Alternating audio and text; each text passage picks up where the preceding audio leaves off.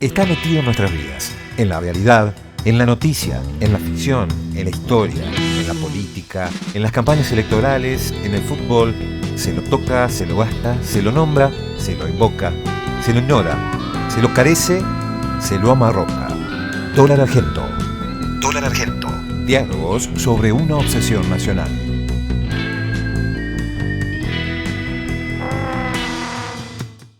José Batela fue presidente de la Unidad de Información Financiera, la UIF, dependiente del Ministerio de Justicia y Derechos Humanos de la Nación, desde febrero de 2010 hasta el año 2015, ¿verdad? 2016. Hasta 2016, hasta enero del 2016, exactamente. Bueno, también miembro del Plan Fénix, Unidad de Proyectos Estratégicos de la UBA, y profesor en diferentes materias en la Universidad Nacional de La Plata. José, un currículum, si me tengo que nombrar todo, Sí, con mucha experiencia y con mucho trabajo en lugares del Estado, tanto a nivel provincial como nacional. Pero la primera pregunta relacionada a lo que un poco convoca este podcast tiene que ver con el dólar, y lo que queríamos preguntarte es cómo se enfrentan aquellos delitos donde el dólar está en el centro de la escena.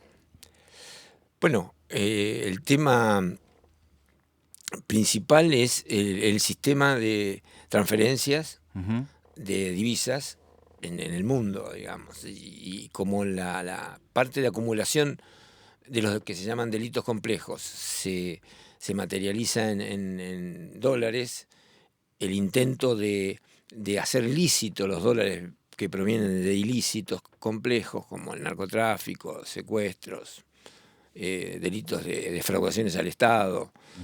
Todo eso requiere inevitablemente una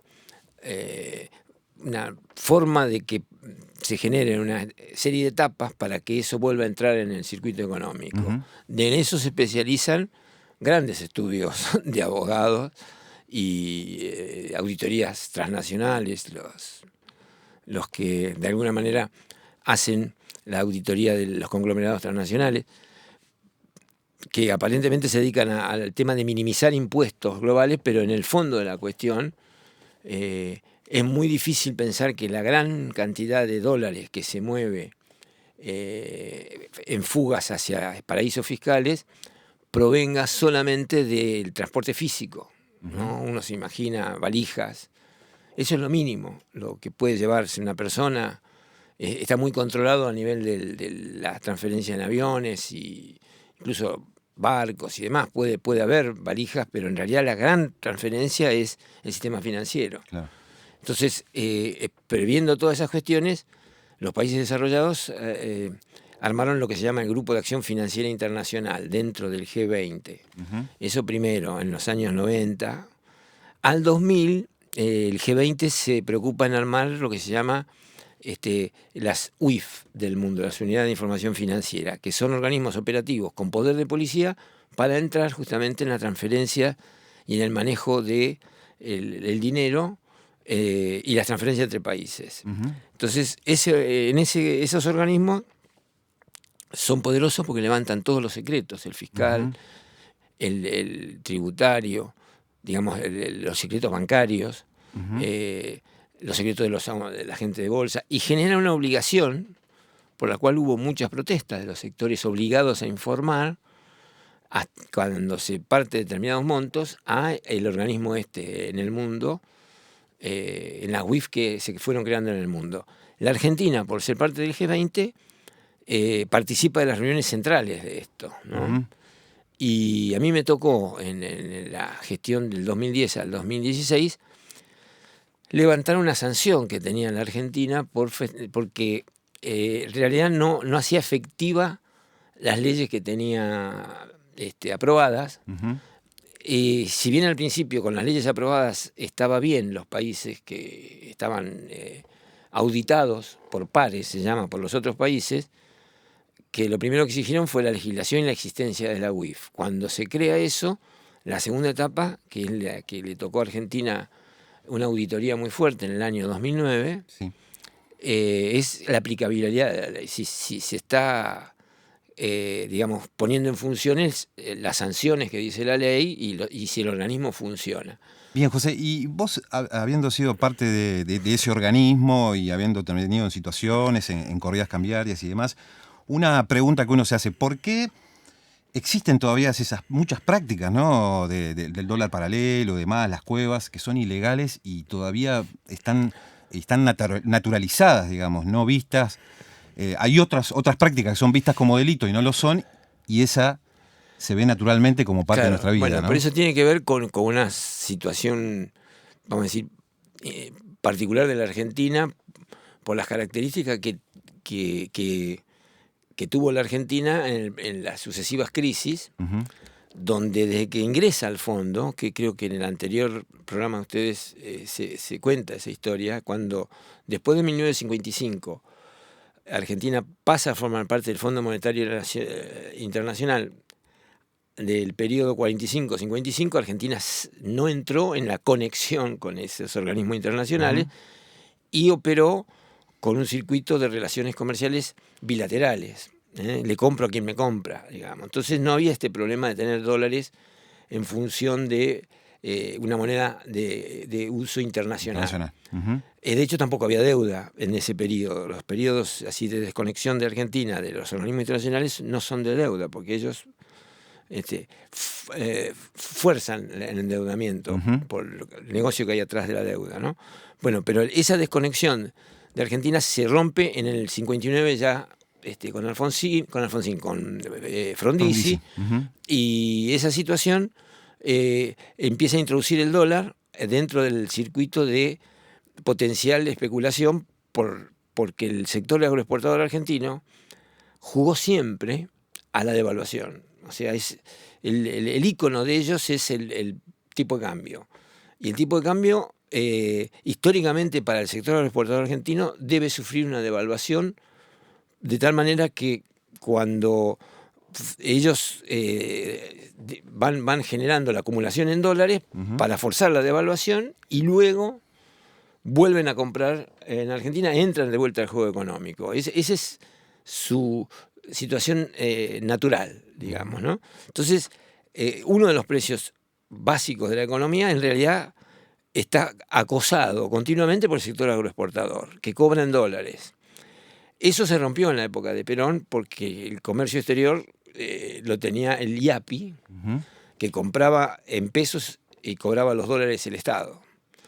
Ese organismo lo disuelve el golpe militar y ni las actas de fundación quedaron, porque eso funcionaba en la Secretaría de Industria.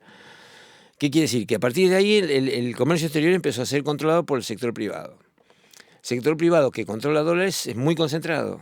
Y ese sector tiene la capacidad de cobrar en dólares y pagarle en pesos a los que están dependiendo de ellos. Entonces, todo el esquema del sector agroexportador es acumular dólares y forzar la devaluación. Esa es una situación. Entonces, esa situación del dólar fue generando toda una cultura que se acelera en la convertibilidad.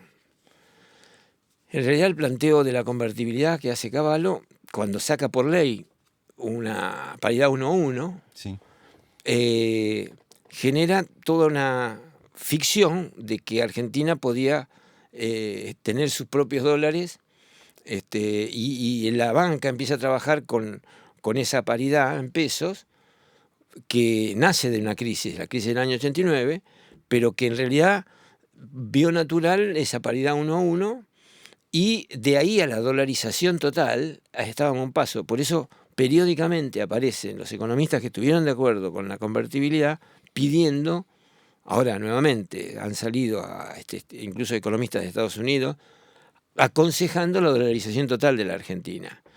Una situación, digamos, que nosotros tenemos como ejemplo lo que le pasa a Ecuador, ¿no? Que no puede salir de la dolarización.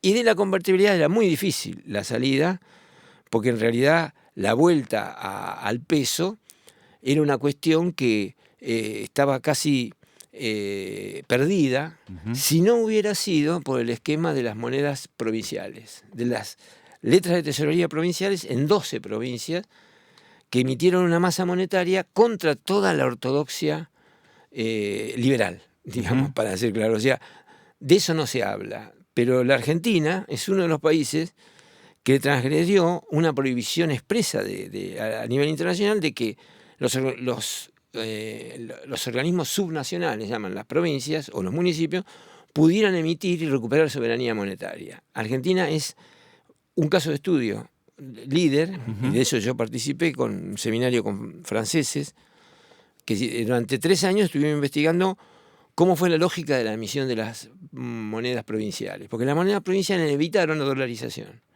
Porque las provincias quebradas, en vez de tratar de encontrar quizás una nueva moneda, que podía ser la discusión del dólar, porque la discusión en ese momento podía ser un nuevo pacto fiscal, no se sabía cómo se salía de esas 12 de la convertibilidad. De la convertibilidad, y el propio Estado Nacional había emitido el ICOP. Tomaron la decisión de emitir su propia moneda, transgrediendo toda la lógica neoliberal. Y eso permitió salvar a las provincias. Y permitió reactivar circuitos internos. Y lo absurdo, digamos, para el mundo era que teníamos 12 tipos de cambio, porque no había la misma paridad. El patacón valía distinto que el bofe. Toda esa masa tenía cambios en las provincias, pero hubo reactivaciones y hubo, por ejemplo, la construcción en la provincia de Buenos Aires funcionó en base a patacones. Claro. Esa situación rompió la posibilidad de hacer un cambio de base monetaria. Y en realidad la salida de las monedas provinciales se debe a que después del 2003, cuando se normaliza la situación política de las crisis del 2001, el Estado vuelve a jerarquizarse y recompra las deudas provinciales, que se la deben a pagar en cuotas al Estado Nacional. Pero la reconstrucción del Estado Nacional eliminó la posibilidad de que quebrara la Argentina, digamos, y las monedas provinciales sirvieron para eso. Esa es una situación que evitó la dolarización. Y los intentos de dolarizar vuelven a aparecer cuando las situaciones se asemejan a las crisis que pasamos, la del 89, la del 2001 y esta que estamos llegando a la resolución de esas crisis, ¿no? Los mismos economistas que planteaban la dolarización ahí están planteando que más vale dolarizar. Para terminar ese punto, ¿qué está atrás de este modelo de dolarización? La acumulación de poder que implicaba el ingreso al ALCA.